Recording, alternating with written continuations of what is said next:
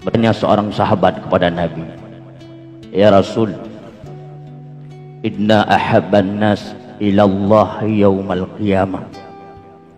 Sungguhnya siapa manusia yang paling Allah cintai pada hari kiamat? Dan sesungguhnya siapa manusia yang paling Allah benci pada hari kiamat?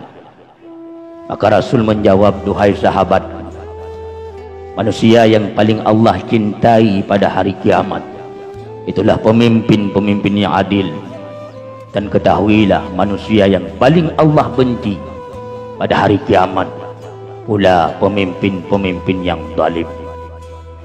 Dalam hadis sahih Imam Bukhari, Rasul pernah bersabda, siapapun yang terpilih menjadi pemimpin tapi mereka tidak setia kepada rakyatnya, maka haram surga bagi mereka. Dalam hadis Imam Ahmad bin Hanbal, Rasul bersabda, siapapun yang jadi pemimpin lalu menipu rakyatnya, maka tempat yang paling layak dan patut baginya itulah neraka. Hadirin hadirat, guru-guru yang kami muliakan, sebenarnya ikon produk pemimpin itu seperti Umar bin Khattab radhiyallahu anhu. Beliau sosok pemimpin, namanya masih terpampang dalam sejarah Islam. Beliau sosok pemimpin yang tidak duduk di pendoponya.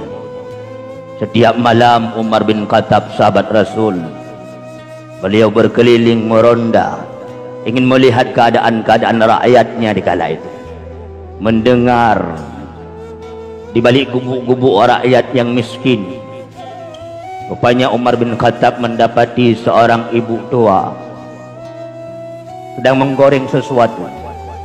Anak-anaknya menangis seraya berkata, "Duhai ibuku, mengapa begitu lama engkau menanak nasi untukku?" Apa kata ibu tua tersebut? "Sabarlah anakku, sebentar lagi nasi ini akan masak." Rupanya anak-anaknya menangis sambil menunggu masaknya nasi yang dimasak oleh ibunya. Umar bin Khattab mengetuk pintu, memohon izin masuk. Karena li Umar fikir bahawa dari bunuh gemagun hana masak-masak, maka dia memberanikan diri untuk masuk. Apa yang dilihat oleh Umar? Apa yang dimasak oleh ibu tua tersebut? Rupanya seorang ibu tua tersebut sedang membungkus, menggoreng, merebus batu-batu kerikil keras. Umar pun terkejut seraya bertanya, "Duhai ibu tua, mengapa engkau membohongi anak-anakmu?" "Wahai tamu Allah," kata ibu tersebut, "ketahuilah, sesungguhnya dari pagi-pagi kami tidak makan, kami miskin. Anak-anakku yatim, mereka berpuasa. Dengan harapannya aku perintahkan berpuasa untuk sebut dan buka puasa harapanku. Ada orang dermawan yang mau menyedekahkan gandumnya bagiku dan anak-anakku." Rupanya maghrib pun tiba, kami berbuka dengan air putih, tidak sesuatu apapun yang kami suapkan dalam mulut kami.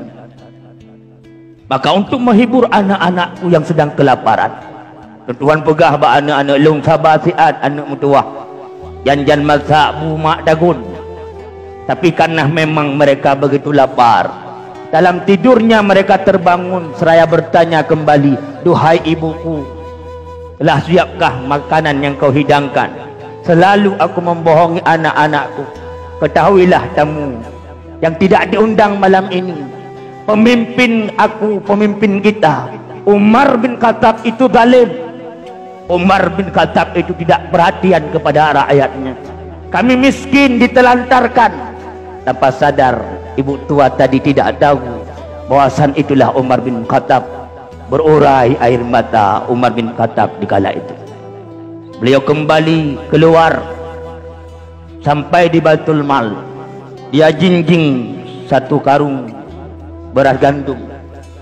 Nepue atuku Umar bin Khattab.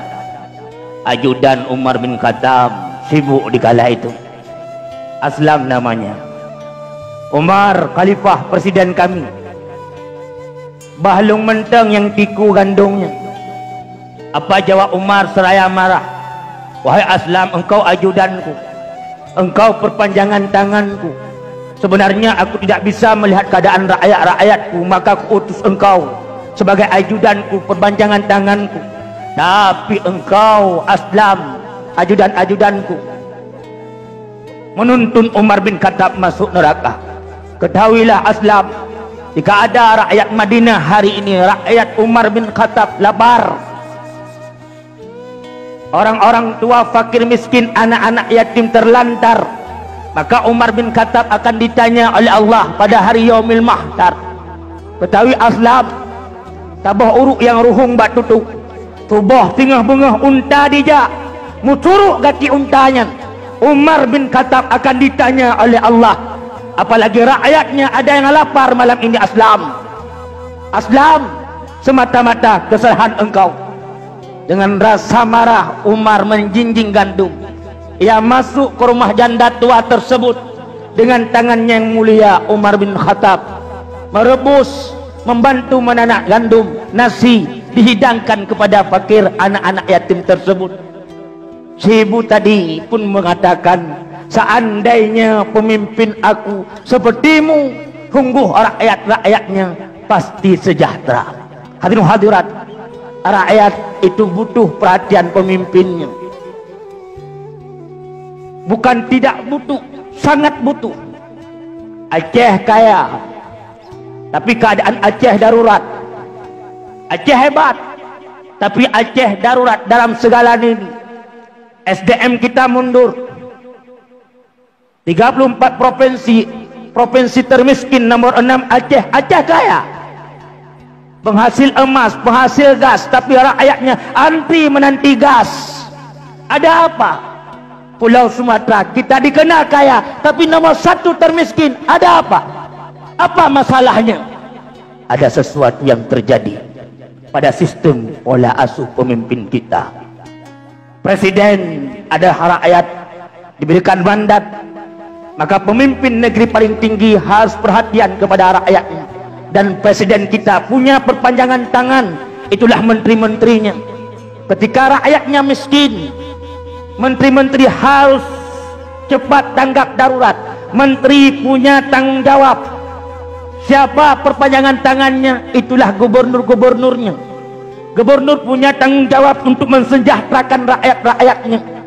Jangan sampai ada janda-janda tua menangis dalam gubuk-gubuk deritanya. Anak-anak yatim terlantar tanpa prioritas pendidikan. Janda-janda muda seumpama Kak Nur Fadilah Aceh Timur, 8 tahun beliau lumpuh dak ada tikar. Allah nane tetek kerupuk mulik untuk menghidupkan Muhammad Rizki. Gubernur punya perpanjangan tangan, itu bupati. Bupati punya perpanjangan tangan, itu geci. Geci punya perpanjangan tangan, itu lorongnya. Apakah rakyatnya tidak terdeteksi? Sejauh mana perhatian kita kepada rakyat? Kullukum ra'in, kalian semua itu pemimpin, kata Nabi.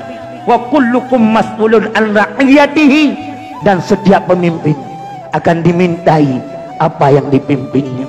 Wa allaysa li insani illa ma sa'a, dan bahwa sungguh manusia tidaklah memperoleh kecuali apa yang mereka usahakan. Wa anna sa'yahu sawfa yura, kemudian usaha mereka akan Allah perlihatkan di hadapan mereka. Jika banyak kebaikan beruntunglah, jika banyak keburukan celakalah. Tsumma yujza'u jaza'al awfa, kemudian Allah membalas dengan balasan yang paling sempurna. Hadirin hadirat, guru-guru yang kami muliakan, mulailah hari ini menanam benih-benih kebaikan. Karena setiap benih kebaikan yang kita tanam akan melahirkan benih-benih kebaikan yang lebih banyak daripada benih yang pertama. Al-Quran memberi jawaban, man ja'a bil hasanati falahu asyru amsalihha. Barang siapa berbuat satu kebajikan, maka Allah membalasnya 10. Jikalau gajah mati meninggalkan gading, seyogyanya kita manusia mati meninggalkan budi. Hadirin hadirat, peka sosial hari ini, khususnya orang Aceh, seandainya kita semua berfikir akan agama kita, apa yang diperintahkan oleh Rasul kita, sesungguhnya kepekaan sosial ini tidak akan mundur. Maulud tip-tip ura tak peringati, tetapi kadang-kadang apa yang diperintahkan oleh Rasul kita kurang mengerti. Maulud pegat baju beraya perlu menghidupkan, mengenalkan kepada generasi siapa itu Nabi. Tetapi oleh Maulud benar dua: pertama perubahan, kedua perbaikan. Harus ada perubahan pada umat-umat Muhammad itu sendiri, dari akhlaknya, moral, kepekaan sosial, semua harus ada perubahan mencontohi Nabi yang sedang diperingatinya. Harus ada perbaikan dari segi ibadahnya, karena umat Islam mundur karena mereka mundur dari segi ilmu pengetahuannya. Kepekaan kita hari ini makin lama makin mundur karena memang mungkin terlalu banyak asupan makanan yang terisi diproses oleh usus-usus pencernaan kita, sesuatu yang dari haram, maka membuat mata hati kita menjadi benak dan kotor, sehingga perasaan ini pun tidak ada rasa kasih, berkurang rasa sayang karena sesuatu yang kita konsumsi bukan sesuai dengan tuntunan Nabi. Maka mari dalam waktu yang singkat kita ingin menumbuhkan rasa kepekaan kita. Jangan sampai ada sesuatu yang kurang dari umat Islam ini sendiri. Aceh kaya, jangan sampai Aceh rakyatnya menjadi orang miskin di negerinya sendiri. Anak-anak kita, generasi-generasi kita harus mencontohi ikon produk kita. Itulah Nabi Muhammad sallallahu alaihi wasallam. Bukankah kata Rasul, khairun nas anfa'uhum linnas, sebaik-baik kamu yang paling banyak memberi manfaat untuk orang lain. Khairun nas man tala umruhu, sebaik-baik kamu kata Nabi yang panjang umurnya. Panjang umurnya, panjang pula kebaikannya.